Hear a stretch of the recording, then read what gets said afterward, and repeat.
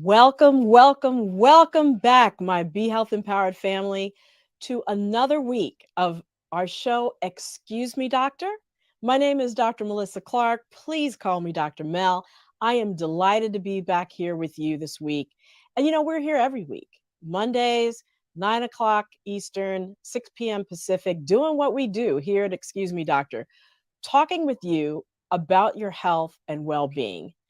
We base all the information we give you on the science and the evidence so that you can be confident and empowered to make the decisions that are best when it comes to your health and do it for yourself, your family, and your community. We clarify speculation, we clear up misinformation, and we debunk disinformation. And we also let you know when things might change as we learn and increase our knowledge, because that's what science is all about. We're on YouTube. We're on Facebook. Thanks for joining us on one of those platforms. And if it's your first time, welcome to you. And I ask that you hit like if you're joining us on Facebook and subscribe if you're joining us on YouTube. I really appreciate you for doing that. And then if you have questions about anything that you hear tonight on the show, just type it in the chat and we're going to get to you in the latter third of the show. We're going to take all your questions and answer them on a first come, first served basis. So start typing them in now as they come to you. Without any further ado, we are about to create an amazing week for ourselves with the health topics we're going to cover tonight. And as always, I have to bring in my fabulous co-producers, Miss Lila Mays and Mr. Wayne Bruce. Hey. Howdy. Hey, What's how y'all going on? doing? Good. Happy Monday. Yeah, happy Monday. We are ready to Happy go. Monday. Ready We to go? are. What are we talking about today, Dr. Mel? Well, we have a fantastic guest who is going to talk with us tonight about obesity. Is it a disease? Can it be treated? Is it just a matter of calories in, calories out?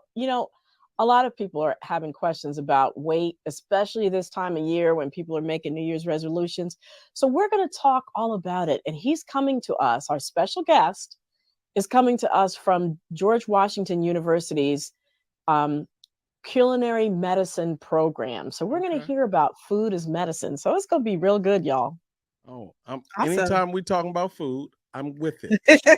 Right. I am there. So make sure y'all, everybody shares it. Share it with anybody you know who wants to know and get a better handle on their weight, understand more about whether overweight and obesity is a disease. People who just want to commit to a healthier lifestyle and healthier eating, join us tonight. Share it with all of them. Share it with everyone. Indeed. Share. Tell your people. Tell your All right. peoples. Tell your peoples. We in the house. Yeah. So is it time for the weekly recap? Let's get it on. Let's get to the weekly recap. All right, here we go. All right. Well, as you all know, we always start off with the numbers where we are. So COVID cases, they're coming down. We're down to 716,000 new cases a day. So that's down from a high of 1.125 million cases a day. It seems like it's peaking. The case count is peaking in the Northeast and Mid-Atlantic and some other large population centers around the country. But there's still rural areas where Omicron peak has yet to happen, and they are still getting slammed with numbers of cases going into the hospital, so hospitalizations, and also, unfortunately, deaths. We're at 866,000 deaths from COVID-19. And the death count, the daily death count around the Omicron variant still hasn't peaked because, as you know, that lags behind the case numbers. So we're closing back in on about 2,000 deaths a day from COVID, which is, we haven't seen that peak since last September. So, yeah, it's, I see people, spiking the ball in the end zone and talking about, everybody's going to have Omicron and, we're going to get herd immunity. I think we're definitely counting our chickens before they're hatched, and we are still in it. right now, Right. and still have to double down on our mask wearing and our vaccinations. Everybody's acting like Aaron Rodgers. They knew Aaron Rodgers was going to win, but whoops, he didn't. I knew you were going to find some kind of way to bring football in here. Hey, After I said It was spiking the amazing. ball. I mean, listen, we can't act like it wasn't an amazing, amazing football weekend. It was an amazing. Yes, it was. It was. It was. I mean, even President Biden weighed in on it, apparently, and Listen, said something about Aaron Rodgers. But, you know, he is not going to the Super Bowl. We know that. no, he is not. He's immunized against the Super Bowl. Yeah. Apparently so. All right. Speaking of immunized, though, we should probably talk about those vax facts, huh? We should definitely get into some facts, Dr. Mill.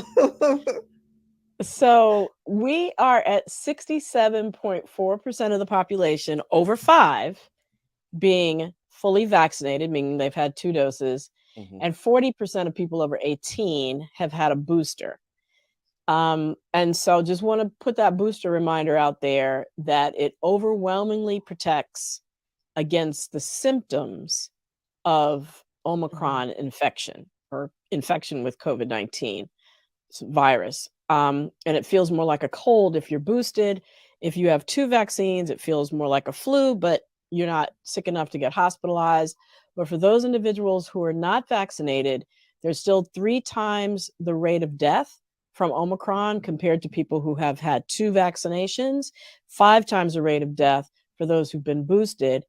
And in DC numbers, because I sit on the Vaccine Advisory Task Force for DC, so there is almost a 40 times rate of hospitalization for people who are not vaccinated compared to those who are boosted or double vaxxed. So it's real. It's all the story is all in the numbers. Yeah, I think you know what, Dr. Mill. I think we'll have to take some of those bullets and get them up on social media because I think they're really, really important for us to continue to talk about and see. Boosted and vax definitely helps with the symptoms, right? And it being fatal. So yeah, Dr. Mill, I am tasking and myself. also, I was going to also throw in there and long COVID too. And long COVID. Prevention of people getting long COVID and the disease that children get, the MIS-C disease, the inflammation after they've gotten an infection like a couple weeks later. So, yeah.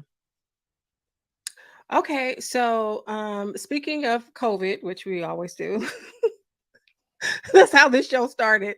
Right. Listen, I have wanted to do a couple of little things, but I've been really hesitant about some elective surgery in the times of COVID. What should I be that cautious, Dr. Mel? What are some of the outcomes for elective surgery post-COVID? Okay, so this is relevant only if you've had COVID. COVID. If you've already if you've had COVID and you're thinking about getting elective surgery, which is sort of like optional surgery. So those are for people, non-emergencies, for example, like a back surgery or a knee replacement based upon wear and tear issues in your body. So it was found that people who had COVID less than 7 weeks ago, if they go get surgery, they have a 3 times higher risk of complications and death after surgery as compared to people who never had COVID or people who had COVID more than 7 weeks ago. Wow. Why might that be? Well, we know that COVID puts us at higher risk for blood clots in our body. We also know that when you have surgery, especially surgery that specifically on orthopedic surgery like back repairs and knee repairs and hip repairs, you have a higher risk of blood clots as well.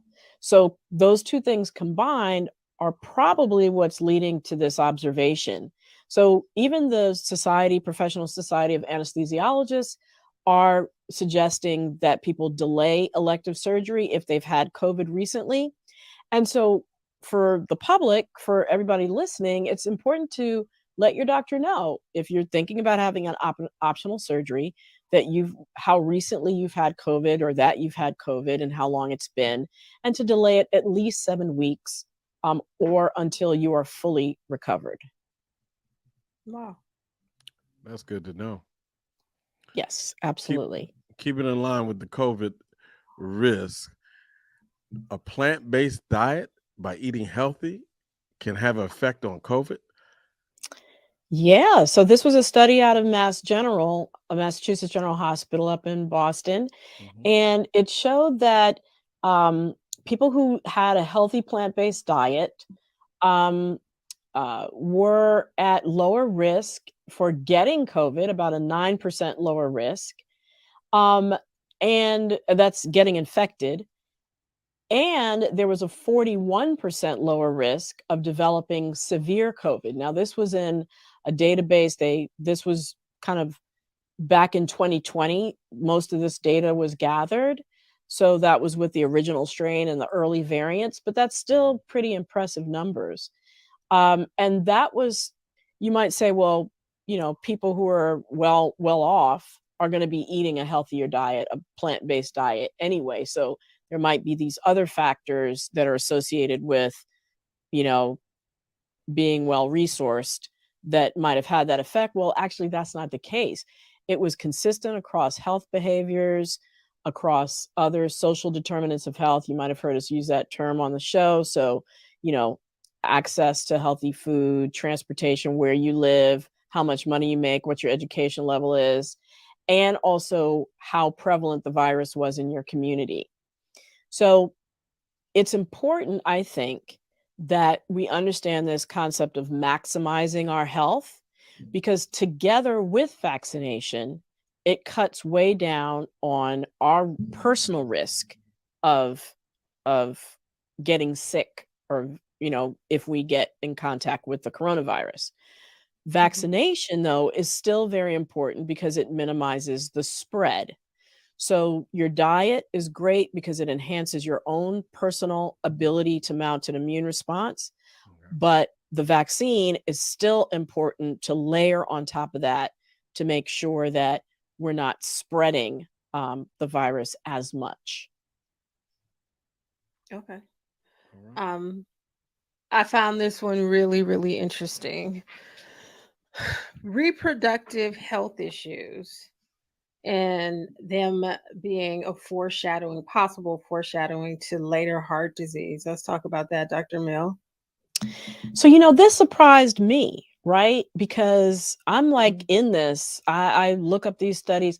I found that this information was in the literature going back to 2003, almost 20 years ago. And so Oh, wow. the reason why I'm featuring it tonight is because recently there was a publication that looked at all the studies over the past 20 years, and they all are saying the same thing, right? Basically, that reproductive risk factors in women are associated with later in life heart disease or cardiovascular disease, which includes strokes and high blood pressure and heart attacks. Mhm. It included everything from getting your period really early, to contraceptive use, to gestational diabetes and pregnancy, preterm birth, miscarriage.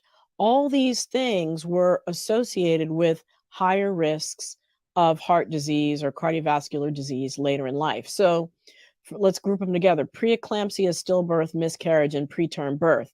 That's a twofold increase in cardiovascular risk. Mhm. Gestational hypertension, so high blood pressure in pregnancy. Placental abruption, that means if the placenta separates from the uterus before your baby is born. Mhm. Gestational diabetes, those were associated with a 1.5 to 1.9 increase. And getting your period early, polycystic ovarian syndrome, and early menopause were associated with a 1.5 times increase. The one Wow. good news was that if you breastfed, and you breastfed for a longer period of time, that decreased your risk of heart disease later in life. So the main point is not to scare people, but if any of these things pertain to you, you should be having a conversation with your doctor about, hey, I heard that this might, when I get into my 40s, 50s, and 60s, that this puts me at a higher risk for heart disease. What can we be doing now to decrease my risk of heart disease? And working in partnership with your doctor on that plan. Okay. Wow. All right. So this, because I cook a lot and I use the oil of the olive, this was cool. You heard an apple a day keeps the doctor away. Well, recently they were talking about olive oil keeps the doctor away. Yeah, so this was pretty cool too. So the American College of Cardiology found that people who consume more than half a tablespoon of olive oil a day were less likely to die from cardiovascular disease, which we just defined, cancer, dementia, and respiratory illnesses. And that if you replace things like margarine, butter, mayonnaise, dairy, fat with the equivalent amount of olive oil, it led to people in this particular study having a 34% lower risk of death from all causes. So notice I didn't put other vegetable oils in that list. So the association didn't hold true for other vegetable oils. So yeah, that was really important. The other thing they found that people who had a higher olive oil consumption typically were more physically active, less likely to smoke, consumed more fruits and vegetables, but they also controlled for all those factors and still found that this was the case. So the ways that you can get in more olive oil, you could cook with it, like Wayne just said, bake with it. You can add it to your food and your bread, for example. So use olive oil instead of butter. You can use it on your salad dressing. So there are different ways that you can try to get it in. Have you heard of people just taking it straight to the dome? Give me a That- tablespoon of olive oil. That's so funny because I was on the Russ Parr Morning Show this morning and they asked me that same question. They were like, "Oh, I'm glad that you mentioned there are these other ways to get it in," because I was just going to go get me a spoon and just dip it in the olive oil. We taking it straight to the dome. We taking some olive oil every day. Right. I mean, Right. listen though, if you have some good olive, if you have some good olive oil. Well, the other thing I like to do is combine it with balsamic vinegar and dip my toast in it. That's another way to do it. Your pita bread or whatever you want to do. So that's another way to get it in. But a tablespoon. Is it a tablespoon or half a tablespoon? Half a tablespoon a day. Okay. More. Yep. Exactly. And substituting it for other things that are not as healthy, like the margarine and the mayonnaise, etc. Okay. So we're not going to hear, that at the end of of those commercials, like for Olestra and all that, may cause all these things. We're not oily going to have discharge. any oily discharge. We don't want that. Okay. No. I'm just checking. Hey, Lila, I hear and see you. You had to ask. I know. I'm right here. I had to ask because it could be problems for some people. All right. No, I think we're pretty good on the olive oil. So okay. Yeah. So what time is it? You know what time is it? It is as Morris Day would say. What time is it? What time is it? The weekly debunk. Stopping misinformation in its tracks. So tonight, Tanisha Twitterfinger said, Governor DeSantis said it's ridiculous making young women like nurses who are trying to get pregnant get a vaccine. I told y'all that vaccine causes infertility. I don't know about that. Excuse me, Dr. Mel. Is that true? It's really a shame that politics are so closely intertwined with public health, but that's where we are right now. And I'll just repeat, because we've done other debunks on this, but this was actually said recently. And so I think, as Tanisha pointed out, we need to point out that there is no link between the COVID-19 vaccines and infertility. There's no basis for the governor saying that other than perhaps politics. No animal studies have shown it. No studies of humans undergoing fertility treatment have shown it. No COVID vaccine trials have ever found an association between the vaccine and lowered fertility rates. And there's no association between COVID-19 vaccine and miscarriage risk. And so just last week, a new study came out and confirmed all this. They looked at 2,000, over 2,000 women aged 21 to 45 in the US and Canada. And they, enrolled both them and their partners. About 3/4 of them, of everybody participating, had at least one vaccine. And they saw no association between having been vaccinated against COVID-19 and the probability of conceiving a child within one menstrual cycle. Actually, the opposite was true. What they saw was couples in which the man had tested positive for COVID within 60 days, they were 18% less likely to conceive in that menstrual cycle than people where the man hadn't had COVID. So, we know that the virus has been found in the testicles. We know in rare instances, some studies have shown that it's associated with erectile dysfunction. So we don't know what that was about. But what we do know is that COVID-19 vaccine is not associated with fertility. And yet another study has come out to endorse that. All right. So that's our debunk for the week. Somebody said when Tanisha gets her MD, she can speak on it. Well, I'm just glad that Tanisha's in touch with us and asks her questions every week. Indeed. We need that open dialogue going on. So, well, that's it for our debunk. Thank you, Wayne and Lila. We're going to see y'all really soon back again. And I'm going to launch into our show for this week, which, as we mentioned at the top of the hour, is all about obesity, understanding obesity. Is it a disease? Is it just calories in, calories out? What is it all about? And how can we best address it? I know a lot of us are having our New Year's resolutions right now. They include losing weight. And so we have a fantastic guest with us tonight, Dr. Kofi Essel. He is the director of the culinary medicine program at the George Washington University School of Medicine. He's an experienced community pediatrician, content creator, and an academic who's had national recognition in addressing obesity and food insecurity in families. Welcome, Dr. Essel. Thank you so much for joining us. Thank you for having me. Absolutely. Well, I know have a lot to talk about, so let's just jump right into it. Can you define obesity for us? Yeah, great question. And I appreciate the way you framed this conversation. I think it's an important way to frame it. When we think about obesity, I typically define it to my students, to my families, as obesity is sort of a multi-system, complex, chronic disease that affects the body in multiple different ways, right? When you think about obesity, when we think about the definitions we typically use, we use the BMI calculator, right? The idea of measuring one's height compared to one's weight, right?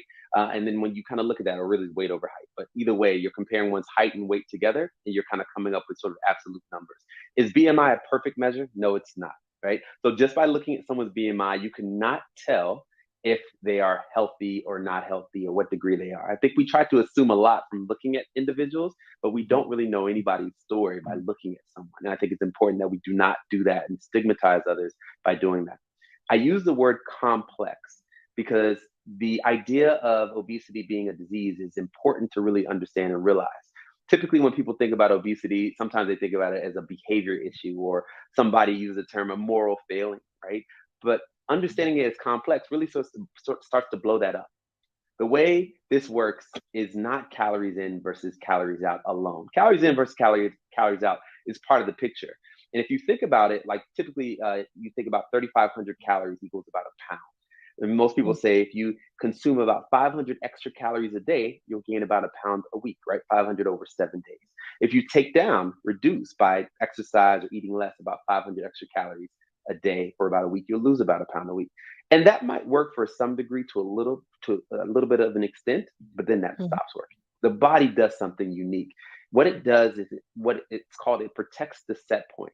this set point that the body has gotten used to, this what we call adiposity, the fat cells in the body have gotten a certain size and the brain has gotten used to that size. The body will do everything it can to get you to that point once again, even if you lose weight, right? Makes you colder, makes you more hungry, makes you all kinds of changes happen as a result to get you back to that point. But we understand this to be a disease. It's complex. It's not as simple as we say it is in society.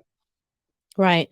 I think what you're talking about when you talk about adiposity and the fat cells is what's in the common vernacular known as a minute on the lips, forever on the hips.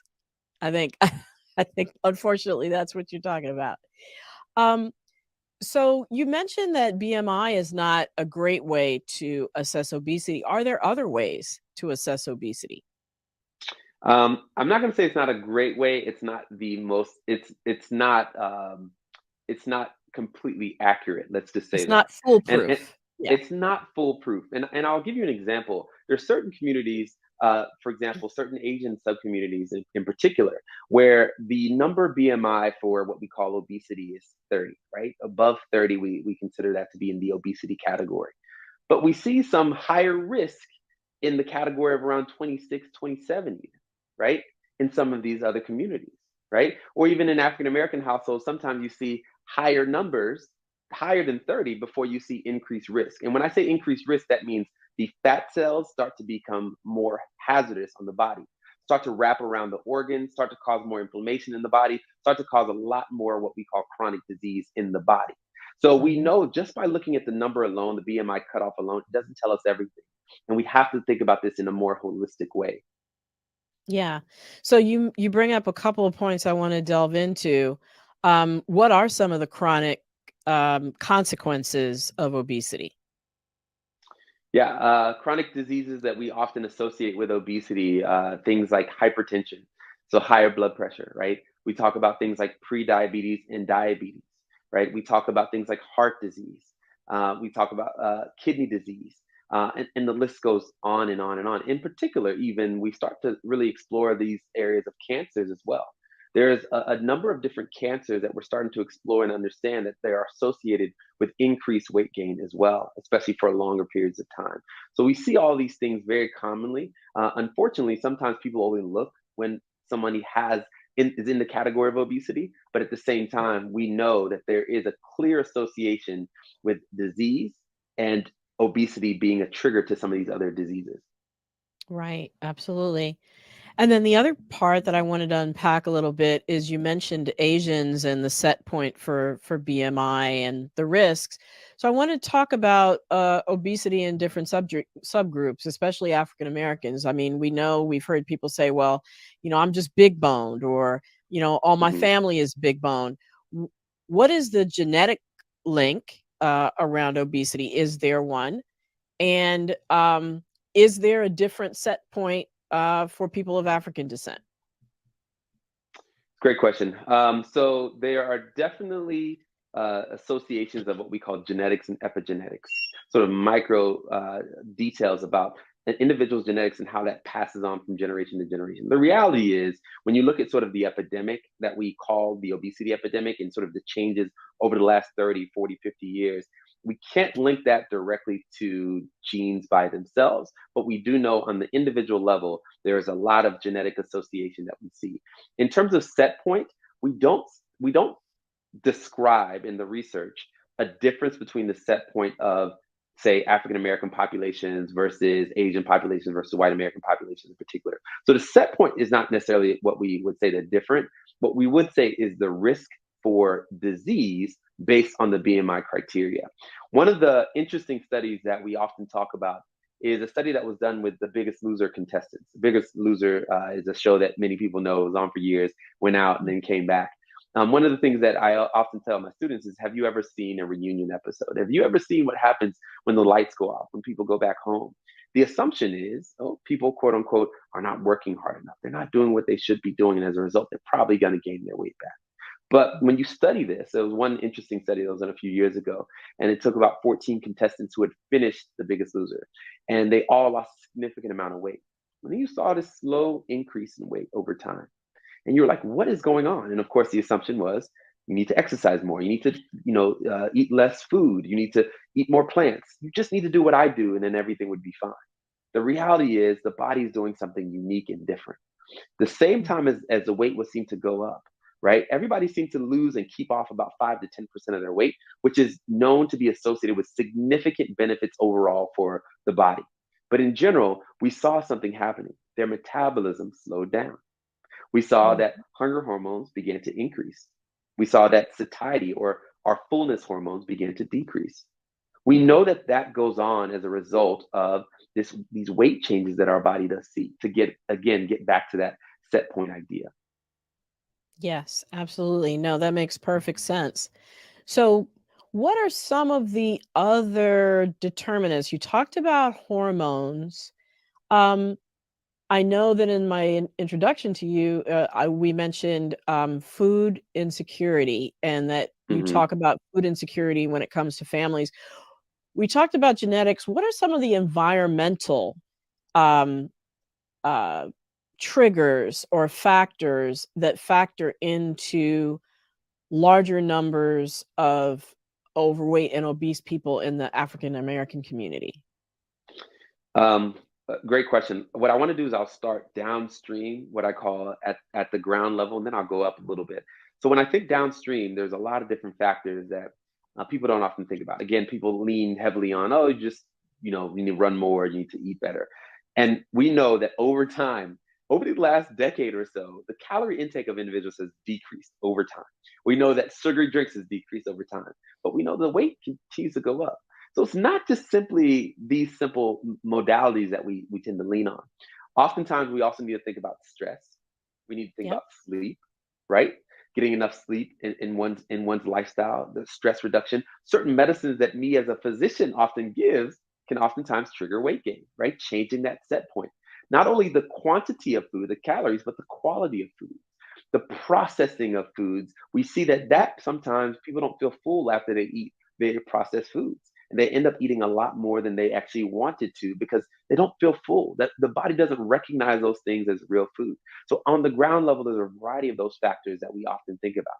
When you go upstream and think about the environment, you mentioned the word social determinants of health, and I think that thinking either social determinants, social influencers of health, there's a variety of different ways we describe them. But basically, these environmental conditions in which people live, they work, they play, they pray, that influences their overall health. These environmental conditions influence one's health, in addition to influence ultimately one's behaviors as well. And I think it's important to understand those things. You mentioned food insecurity.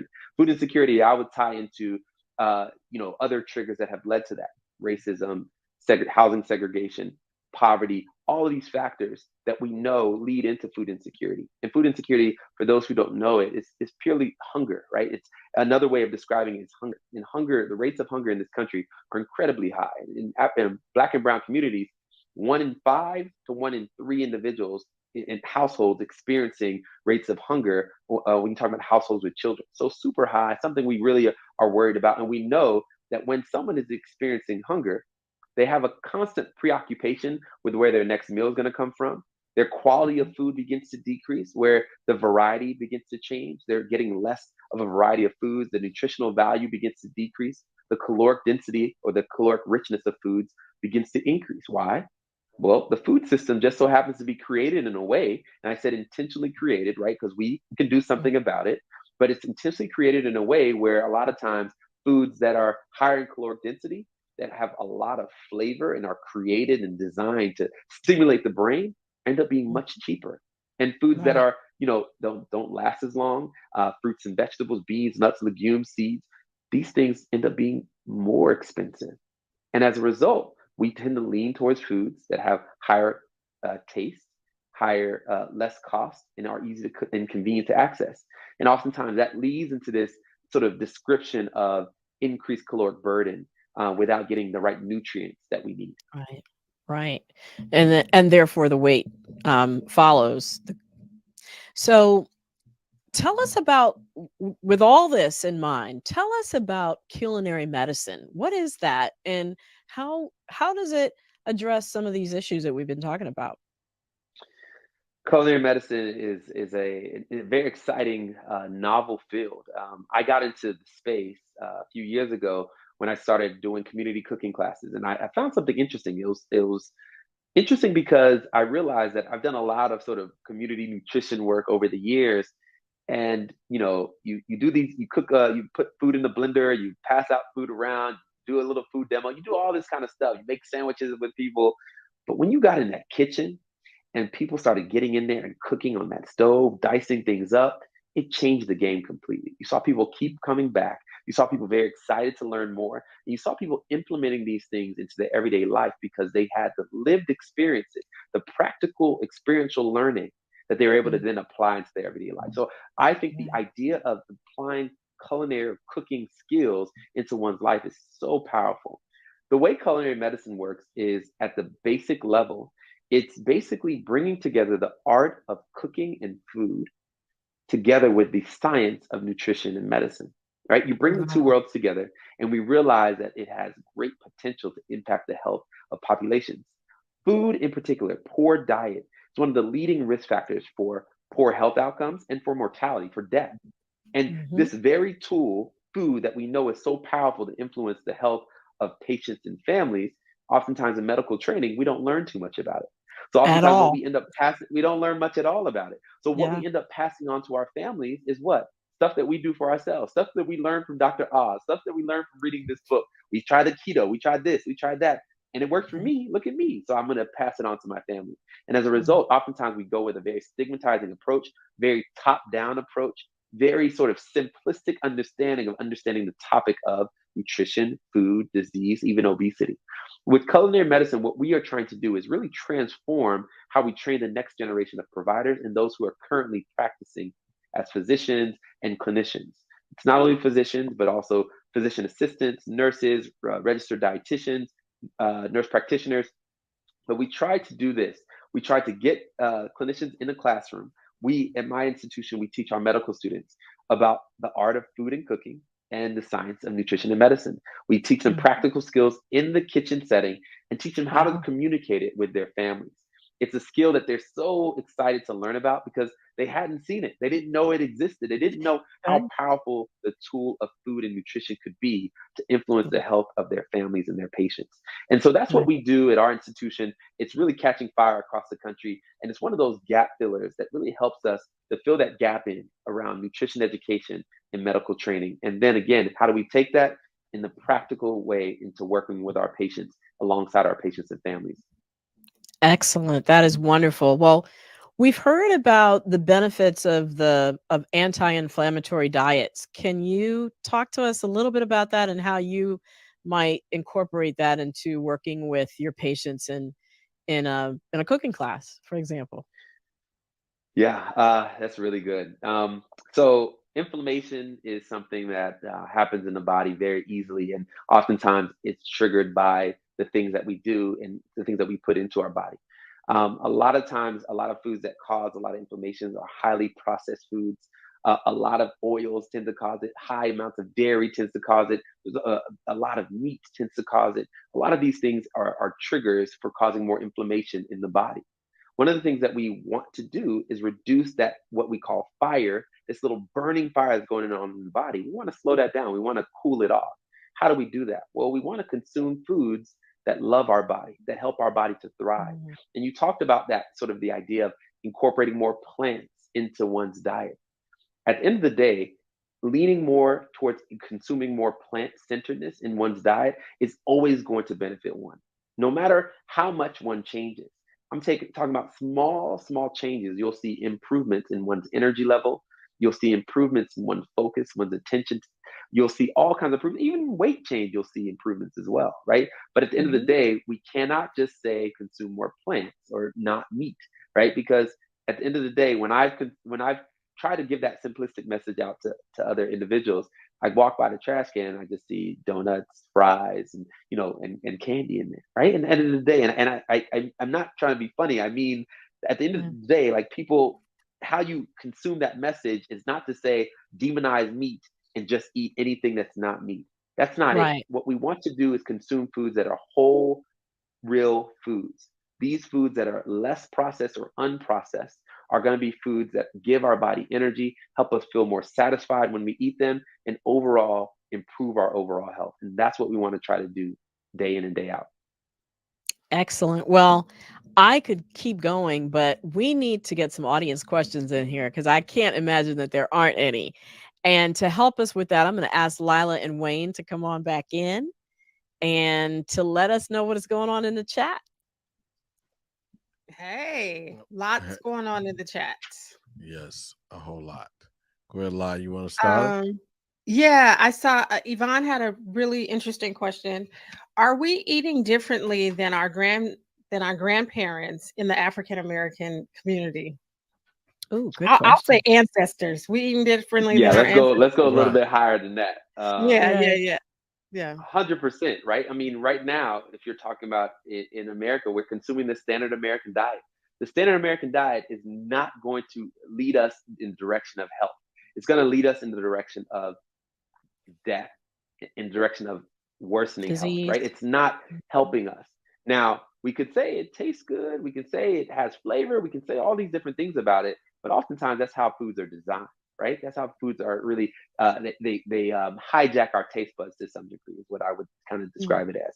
The foods that we used to consume was consumed more richly around plants, fruits, vegetables, beans, nuts, legumes, seeds. Like these are the foods that we used to consume a lot more of. And meat used to be more of a garnish, right? Meat used to be more of something we would incorporate for more flavor and different things like that when we had access to it, right? It wasn't something we always had access to. And the amount we're consuming now is far more than we used to. Even the processing of foods.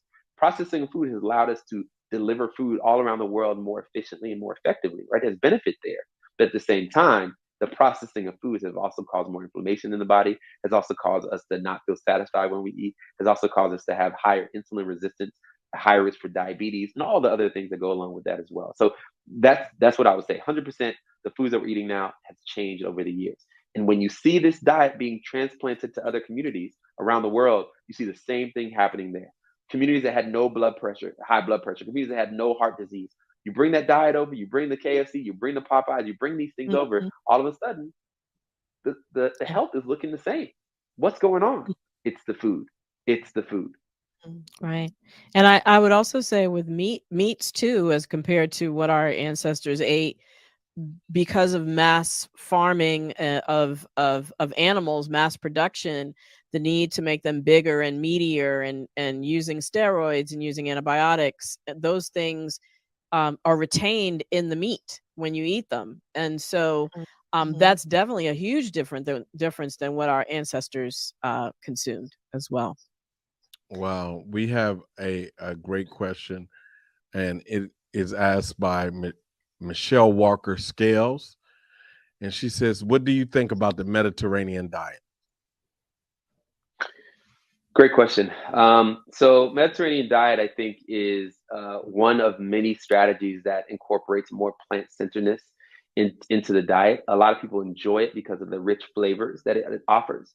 Typically, for those who don't know, you want to think about a few things with Mediterranean diet. Increasing fruits and vegetable intake. They love beans, right? A lot of beans in the diet. Decreasing dairy intake. I don't care what we've been told over the years, how it's going to make us big and strong. We don't need that much dairy. We don't need dairy at all at the end of the day, but if you want to consume it, trying to keep it to less than a cup or two a day is max. Fish here and there definitely can be a part of the diet, keeping down the red meat. And then you all talked a little bit about the olive oil, again, taking it right to the head. The olive oil, right, is a big one with the Mediterranean diet as well, right? Keeping down the sweets, those things. So it is a pattern of eating that can benefit one's heart health. It can benefit one's overall health greatly as well. The thing that I always want to make sure that people understand is by consuming a Mediterranean diet, the Mediterranean diet is a cultural diet as well, right? Recognize that your own culture is rich, is full of flavor, full of nutrition as well. You don't have to look outside always to get those rich and healthy foods in your own diet as well. I believe in taking Mediterranean diet principles or taking principles from some of these other things, but not to assume that, hey, as an African American male or family or whatever, I need to eat some other cultural diet because the diet for me, my cultural diet, is not any good. We can do this the right way. We can consume the greens, the rich foods that we eat as well, and really enjoy those and get the benefit of our overall health as well. The black-eyed peas. Black-eyed peas, yes. I'm so glad you said that, because there was a comment about soul food, too much soul food being dangerous. And I just think that it's really important the way that food that is a part of our culture is prepared. It can be Right. delicious and healthful and all of that, but it is about how it's prepared. So I'm really, really glad you said that. I saw a couple of comments, Wayne, about olive oil. One of them was, does light olive oil do the trick?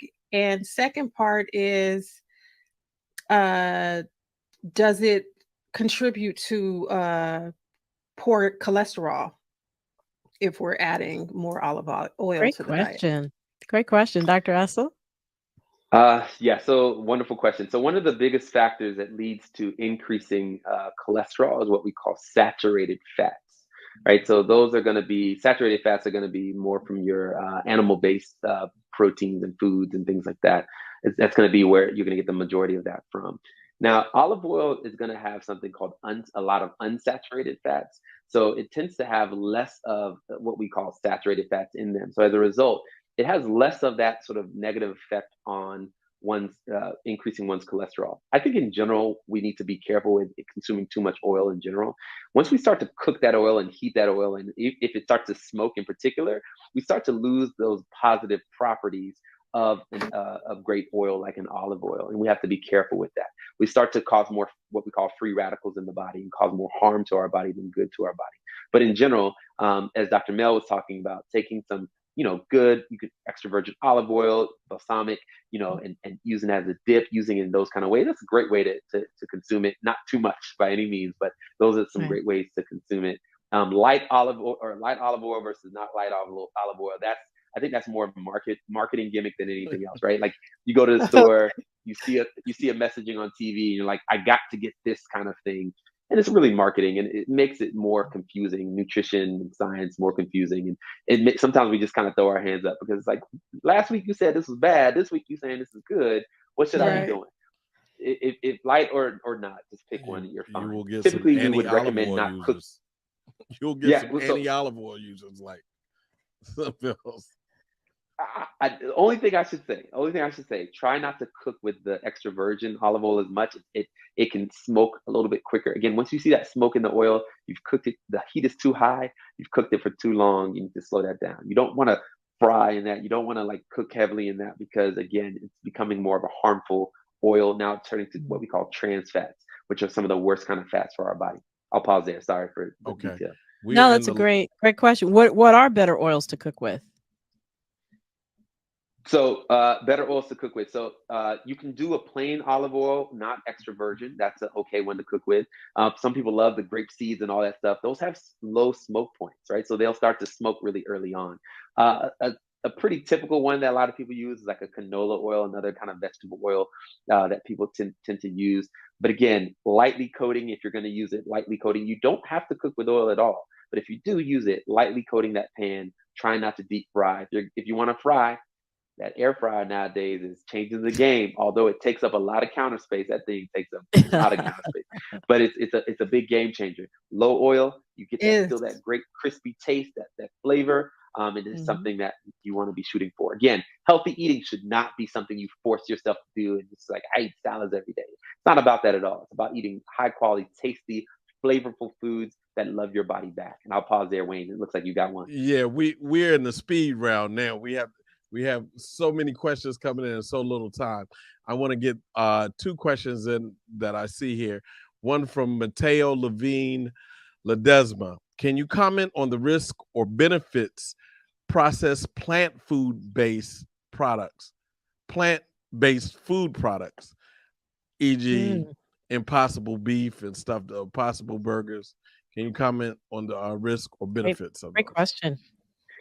I have a great study I want to tell you about, but I probably shouldn't because of time. So maybe another day I can talk about it. But at the end of the day, processing is processing, right? Processing is going to be something that can really affect the way the body metabolizes or deals with that food. In general, you want to slow down and decrease the amount of processed foods in general. Now, some people would say is that if you're trying to consume more plants, those foods can be can be considered more of transition foods, right? So those things, the sausages and the this and the that, use them as transition foods to consume more fruits and vegetables and beans and nuts and all those things. But at the end of the day, you don't want to rely on those things. You don't want to lean heavily on those things because they're heavily processed as well, right? So they're not go-to foods. You can't say, well, I'm gonna have a burger every day because I'm eating more plants now. That's not the way this works. You got to eat real, whole, rich foods. That's how the body benefits and gains from it. Great. Okay. We have a question from T. Stroman. T. Stroman says 3 meals a day versus 6 meals a day during the day. What do you say? That's a good one. So people used to love talking about if you eat multiple meals a day, you increase your metabolism, right? Maybe a little bit, maybe not. At the end of the day, there's a big movement nowadays around this concept of intermittent fasting, and we can talk about the pros and cons, the effectiveness. We know it works really well in sort of animal species, and there's the evidence is kind of mixed in humans as well. But people swear by it. Anecdotally, when you talk to patients, when you talk to families, people swear by it and they see a lot of great benefits they see from it. One of the benefits there is not consuming food all the time, giving your body a chance to take a break. Let's take it back a few generations ago. We weren't always just eating all the time, right? Like this is a very modern new concept. Snacks everywhere, snack industry throwing stuff at us. We got to eat multiple times a day. Our body doesn't need to consume like that. Let it rest. Let the body do what it should be doing, breaking down those fat cells and breaking down the fat cells all around the body, allowing our body to use the sugar from the liver. Let the body do what it should be doing. And that's going to require us to not be consuming food all throughout the day. Whether you believe fully in intermittent fasting or not trying to consume food all throughout the day is really an important piece for one's overall health for the most part. Now, I will say, if you have something else going on, hypoglycemia, low sugar, all that stuff, talk to your doctor. I'm not going to say you got to talk to your doctor about that. Right. Plus, it's a little impractical sometimes for many people to It eat is. 6 times a day. Yeah.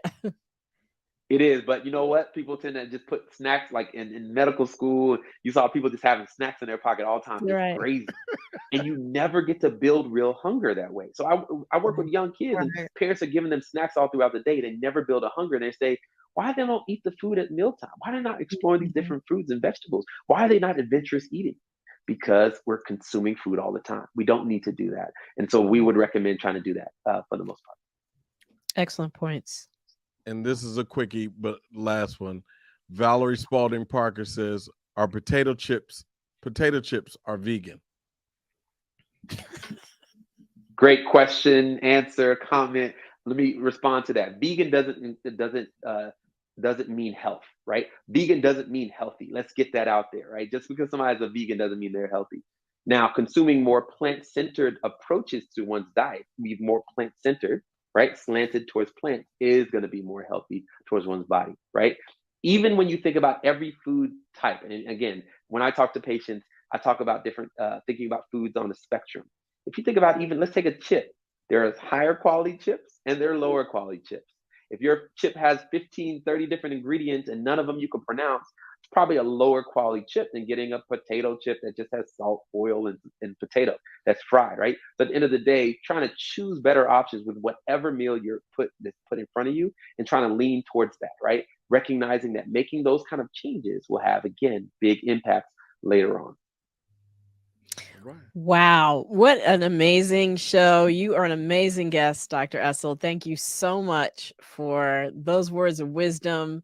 Thank you for getting those audience questions, Lila and Wayne, as always. We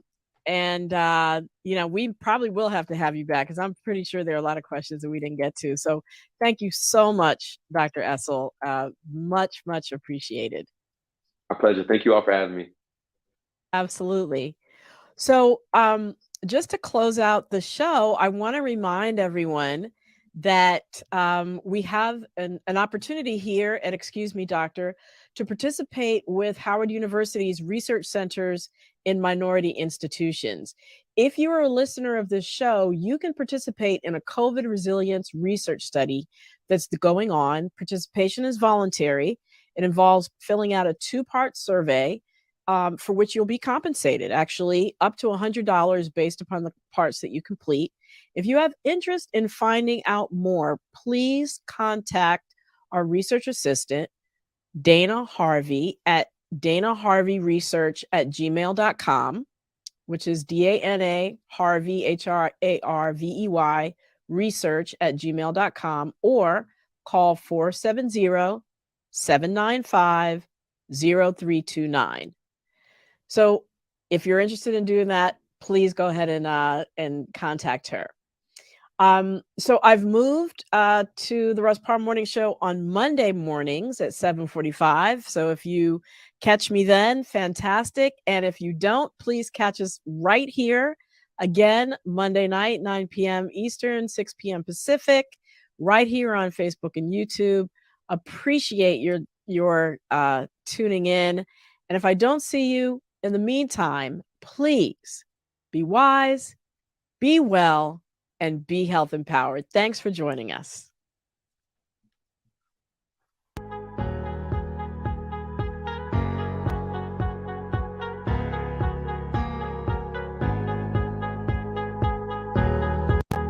My name is Dion Davis. I've tried to live my life with no regrets, but I guess my final regret is not getting vaccinated. Please, don't let not getting vaxxed be your final regret.